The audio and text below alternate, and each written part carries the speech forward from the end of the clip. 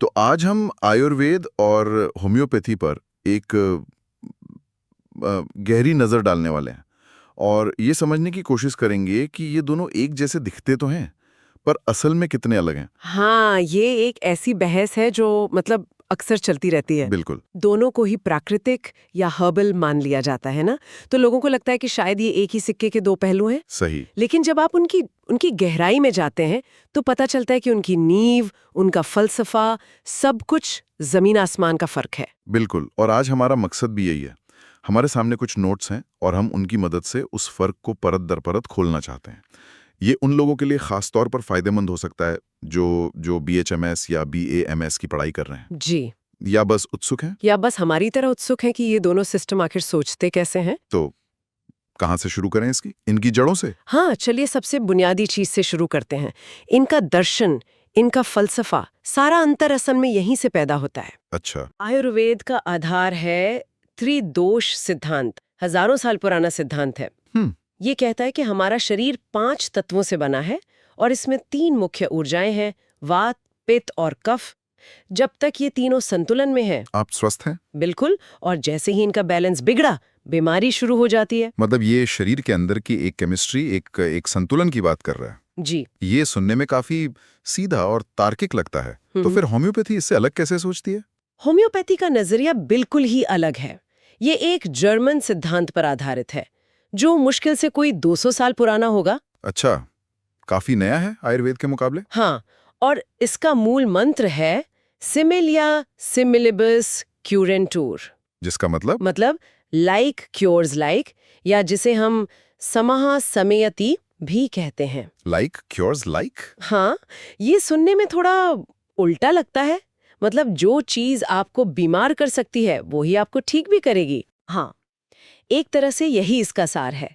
सिद्धांत ये है कि कोई भी पदार्थ जो एक स्वस्थ इंसान में किसी बीमारी जैसे लक्षण पैदा कर सकता है, वही पदार्थ अगर बहुत ही सूक्ष्म मात्रा में दिया जाए तो उन्हीं लक्षणों से जूझ रहे एक बीमार व्यक्ति को ठीक करने की क्षमता रखता है। अरे वाह, तो यहीं पर बीमारी को देखने का नजरिया ही पूरी तरह बदल गया। बिल्कुल। आयुर्वेद कह रहा है कि शरीर में मान लीजिए पित्त बढ़ गया है तो उसे शांत करो, मतलब शरीर में एक फिजिकल गड़बड़ी है। सही पकड़ा आपने। आयुर्वेद में रोग का मतलब है दोष, दूष्य यानी शरीर के टिश्यूज, और स्रोतस यानी चैनल्स का असंतुलन। ये एक बहुत ही मटीरियल, एक शारीरिक कॉन्सेप्ट है। ठीक है। लेकिन होम्योपैथी बीमारी को इस तरह नहीं देखती। तो वो कैसे देखती है? होम्योपैथी के लिए बीमारी का नाम, जैसे माइग्रेन हो, अस्थमा हो या एक्जिमा, वो उतना जरूरी नहीं है। अच्छा। जरूरी है व्यक्ति विशेष लक्षणों की समग्रता। लक्षणों की समग्रता मतलब वो व्यक्ति उस बीमारी को कैसे महसूस कर रहा है, उसे दर्द कहाँ हो रहा है, किस तरह का हो रहा है, जलने वाला, चुभने वाला, उसे प्यास ज्यादा लगती है या कम, उसे गुस्सा आता है या रोना, उसकी नींद कैसी है। इन सभी मानसिक, भावनात्मक और शारीरिक लक्षणों को मिलाकर जो एक तस्वीर बनती है ना, होम्योपैथी उसका इलाज करती है, बीमारी के नाम का नहीं। ये तो बहुत ही ज्यादा पर्सनलाइज्ड हो गया। बिल्कुल। इसका मतलब तो ये हुआ कि एक ही बीमारी, मान लीजिए सर्दी जुकाम के लिए 10 लोगों को 10 अलग अलग होम्योपैथिक दवाइयां मिल सकती हैं। बिल्कुल, क्योंकि शायद किसी को बहती नाक के साथ बहुत छींकें आ रही हैं, किसी की नाक बंद है और सिर में भारीपन है, और किसी तीसरे को गले में खराश के साथ बेचैनी हो रही है। एकदम तीनों के लक्षणों की तस्वीर अलग है, इसलिए दवा भी अलग होगी। अगर दोनों का दर्शन ही इतना अलग है तो मैं सोच रहा हूँ कि उनकी दवाइयां, उनको बनाने और इस्तेमाल करने का तरीका भी जमीन आसमान का होगा। हाँ, जाहिर है।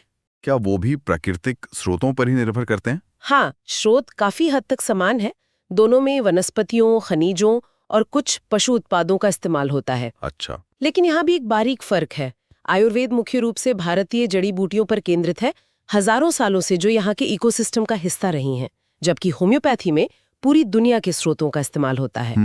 पर असली कहानी उनकी रूप और तैयारी में है। आयुर्वेद की दवाइयां तो मैंने देखी हैं, चूर्ण होता है, काढ़ा होता है, अवलेह होता है जिसे चटनी की तरह खाते हैं। हाँ। और कुछ आसावरिष्ठ होते हैं जो फर्मेंटेड होते हैं। ये सब काफी फिजिकल रूप में होते हैं, मतलब आप उन्हें चख सकते हैं, महसूस कर सकते हैं। सही। और होम्योपैथी की दवाइयाँ वो अक्सर छोटी छोटी मीठी गोलियों, लिक्विड ड्रॉप्स या मदर टिंचर के रूप में होती हैं। हाँ। लेकिन अब हम उस बिंदु पर आ रहे हैं जो इन दोनों के बीच शायद सबसे बड़ा और सबसे क्रांतिकारी अंतर है वो क्या है? दवा की मात्रा बनाम उसकी शक्ति। अच्छा, इसे थोड़ा और आसान करके समझाइए। देखिए, आयुर्वेद मात्रा आधारित है, क्वांटिटी बेस्ड। आप 1 चम्मच चूर्ण लेते हैं या 10 ml सिरप पीते हैं। ठीक है। यहाँ दवा की एक भौतिक मात्रा है जो शरीर में जा रही है और अपना काम कर रही है। ठीक है, ये समझ आता है। लेकिन होम्योपैथी में? होम्योपैथी पोटेंसी आधारित है। आपने दवाओं पर 6C, 30C, 200C जैसे नाम देखे होंगे। हाँ, देखें। ये दवा की शक्ति या पोटेंसी है। इसे पोटेंटाइजेशन नाम की एक खास प्रक्रिया से बनाया जाता है, जिसमें दवा के मूल अर्क को बार बार अल्कोहल या पानी में घोला जाता है और हर बार उसे जोर जोर से हिलाया जाता है। जितनी ज्यादा पोटेंसी, जैसे 200C या 1M, दवा की मूल भौतिक मात्रा उतनी ही कम होती जाती है। 1 मिनट, मतलब आप कह रही हैं कि ज्यादा शक्तिशाली दवा में असल दवा की मात्रा लगभग न के बराबर होती है? हाँ, एक 30C पोटेंसी में तो शायद मूल पदार्थ का एक अणु भी मिलना मुश्किल हो, है ना? बिल्कुल। तो फिर ये काम कैसे कर सकती है? ये तो हमारे विज्ञान की समझ के बिल्कुल खिलाफ जाता है। और यही वो बिंदु है जहां होम्योपैथी पारंपरिक विज्ञान और चिकित्सा के नियमों को चुनौती देती है।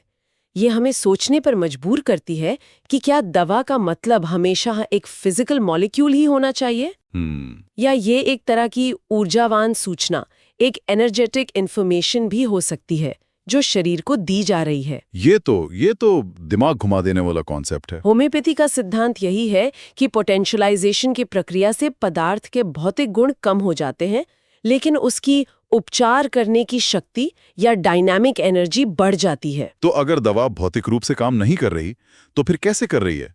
आयुर्वेद का तो साफ है, वो शरीर में जाकर दोषों को संतुलित करती है। होम्योपैथी का मानना है कि ये दवा शरीर की जीवन शक्ति यानी वाइटल फोर्स को उत्तेजित करती है। जीवन शक्ति? हाँ, ये शरीर के अपने डिफेंस मैकेनिज्म को एक हल्का सा धक्का देती है, एक सिग्नल भेजती है कि देखो यहाँ कुछ गड़बड़ है, इसे ठीक करो। दवा खुद कुछ नहीं करती, वो शरीर से करवाती है। अच्छा। इसीलिए सही दवा का चुनाव सिर्फ और सिर्फ लक्षण साम्य पर आधारित होता है। मरीज के लक्षण और दवा के लक्षण कितने मिलते जुलते हैं। ठीक है, ये थ्योरी तो समझ आ रही है, लेकिन असल में इसका मतलब क्या है? चलिए इन नोट्स में दिए गए कुछ ठोस उदाहरणों से इसे समझते हैं। नीम का ही उदाहरण लेते हैं। हाँ, एज अ डायरेक्टर इंडिका। बिल्कुल, इसे तो भारत में हर कोई जानता है। आयुर्वेद इसे कैसे इस्तेमाल करता है? आयुर्वेद में नीम को एक बेहतरीन रक्त शोधक मतलब ब्लड प्यूरिफायर माना जाता है। इसका स्वाद कड़वा और तासीर ठंडी होती है, इसलिए ये बढ़े हुए पित्त और कफ को शांत करता है। तो अगर किसी को मुहासे, फोड़े फुंसी या कोई और त्वचा की समस्या है, तो उसे नीम की पत्तियां खाने, उसका लेप लगाने या काढ़ा पीने की सलाह दी जाती है। मतलब यहाँ नीम के अंदर मौजूद जो केमिकल कंपाउंड्स हैं, उसके भौतिक गुण वो सीधा सीधा काम कर रहे हैं। एकदम। और एक होम्योपैथ उसी नीम को कैसे देखेगा? होम्योपैथी में नीम से बनी दवा एजा डायरेक्टा इंडिका Q या 6C का इस्तेमाल भी त्वचा रोगों या सेप्टिक बुखार जैसी स्थितियों में हो सकता है, लेकिन एक शर्त है। हाँ, शर्त ये है कि मरीज के लक्षण नीम की ड्रग पिक्चर से मेल खाने चाहिए। ड्रग पिक्चर, ये क्या है? ड्रग पिक्चर का मतलब है वो सारे लक्षण जो नीम ने स्वस्थ लोगों पर परीक्षण के दौरान पैदा किए थे। तो यहाँ नीम को उसके लक्षणों के आधार पर चुना जा रहा है, न कि सिर्फ इसलिए कि वो एक ब्लड प्यूरिफायर है। वाह, ये तो सोचने का बिल्कुल ही अलग तरीका है। मतलब एक ही पौधे को देखने के दो एकदम विपरीत चश्मे हैं। जी। एक उसके अंदर के केमिकल गुणों को देख रहा है और दूसरा उससे पैदा होने वाले लक्षणों के पैटर्न को। ये सच में कमाल है। हाँ। चलिए तुलसी का उदाहरण लेते हैं। Ocimum sanctum. हाँ, तुलसी तो हर घर की कहानी है। बिल्कुल। मुझे याद है बचपन में जरा भी छींक आती थी तो माँ तुलसी और अदरक का काढ़ा पकड़ा देती थी। आयुर्वेद में तो ये सर्दी, खांसी, बुखार के लिए एक रामबाण इलाज है। सही कहा। आयुर्वेद के अनुसार ये कफ वात को कम करती है और इम्यूनिटी बढ़ाती है। लेकिन एक होम्योपैथ उसी तुलसी से बनी दवा ऑसिमम सैंक्टम को हर सर्दी जुकाम वाले को नहीं देगा। अच्छा। वो इसे तब इस्तेमाल करेगी जब लक्षण खास हो, जैसे कि वायरल बुखार जिसमें हड्डियों में दर्द हो, बहुत ज्यादा ठंड लग रही हो, या ब्रोंकाइटिस जिसमें छाती में घरघराहट हो। फिर से वही बात। हाँ, फिर से वही बात। सामान्य उपाय नहीं, बल्कि लक्षणों की समानता। ये पैटर्न तो बाकी उदाहरणों में भी साफ दिख रहा है। जैसे अर्जुन, टर्मिनल या अर्जुना। आयुर्वेद में ये सीधे सीधे हार्ट के लिए एक टॉनिक है, हाँ, हृदय की मांसपेशियों को मजबूत करने के लिए दिया जाता है। जबकि होम्योपैथी में इसकी मदर टिंचर मतलब क्यू का इस्तेमाल एंजाइना या धड़कन की समस्या में तब किया जाता है जब लक्षण बहुत विशिष्ट हों, जैसे दर्द का छाती से बाएं हाथ की तरफ जाना। बिल्कुल, चुनाव बहुत ही सटीक लक्षणों पर आधारित है। और जामुन, सीजीजियम जम्बुलिनम, इसके बारे में क्या? दोनों ही इसे डायबिटीज में इस्तेमाल करते हैं, पर यहाँ क्या अंतर है? आयुर्वेद में जामुन की गुठली का चूर्ण ब्लड शुगर को कंट्रोल करने के लिए एक सामान्य और असरदार उपाय माना जाता है। यह सीधे पैंक्रियास पर काम करता है। और होम्योपैथी में?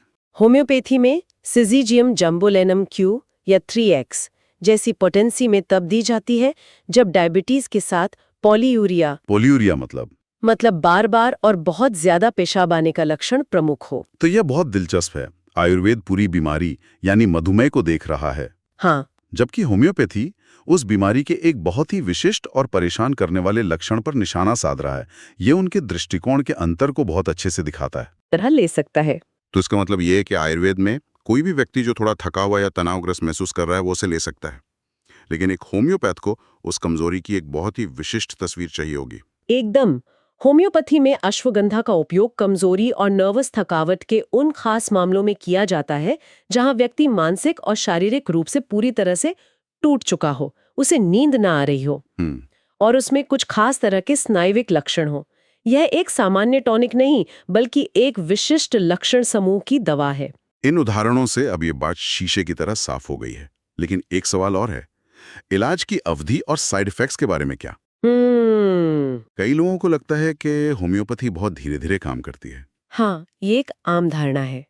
देखें, आयुर्वेद में उपचार अक्सर लंबा चलता है क्योंकि इसका लक्ष्य शरीर के दोषों को धीरे धीरे और स्थायी रूप से संतुलित करना होता है।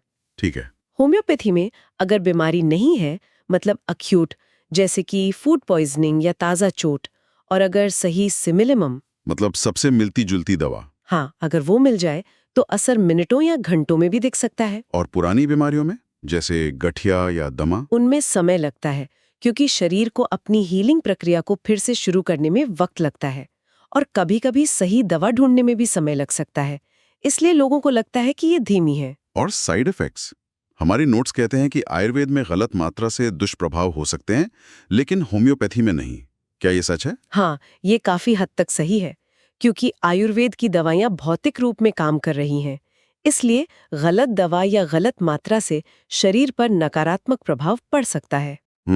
होम्योपैथी में खासकर उच्च पोटेंसी में दवा इतनी सूक्ष्म होती है कि उसके कोई टॉक्सिक या केमिकल साइड इफेक्ट्स नहीं होते। लेकिन क्या कोई और असर हो सकता है? हाँ, गलत दवा लेने से लक्षणों में एक अस्थायी बढ़ोतरी हो सकती है, जिसे होम्योपैथिक एग्रेवेशन कहते हैं, जो ये संकेत देता है कि दवा ने शरीर पर असर तो किया है, पर वो सही दवा नहीं है। तो इस पूरी बातचीत को अगर समेटना हो तो हम कह सकते हैं कि आयुर्वेद और होम्योपैथी दोनों प्राकृतिक होते हुए भी दो अलग-अलग ब्रह्मांड है। हाँ, बिल्कुल। एक का आधार शरीर में तत्वों का भौतिक संतुलन है, जिसे भौतिक मात्रा वाली दवाओं से ठीक किया जाता है। और दूसरी का आधार है लक्षणों की समानता का सिद्धांत, जो शरीर की अपनी जीवन शक्ति को एक सूक्ष्म सिग्नल या सूचना देकर उत्तेजित करता है।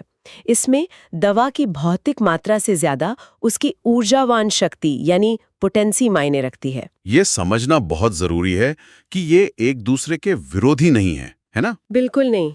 ये बीमारी और स्वास्थ्य को देखने के दो अलग-अलग लेंस हैं, दो अलग-अलग रास्ते हैं। किसी व्यक्ति के लिए कौन सा रास्ता बेहतर काम करेगा, ये उसकी बीमारी की प्रकृति, उसके लक्षणों की स्पष्टता और कहीं ना कहीं उसके अपने विश्वास और शरीर की प्रतिक्रिया पर भी निर्भर करता है। जाते जाते एक विचार छोड़ जाते हैं। एक प्रणाली में शक्ति पदार्थ की भौतिक मात्रा में निहित है, जबकि दूसरी में शक्ति पदार्थ की लगभग अनुपस्थिति और उसकी ऊर्जा में। यह दवा और उपचार की हमारी पारंपरिक समझ को किस तरह चुनौती देता है?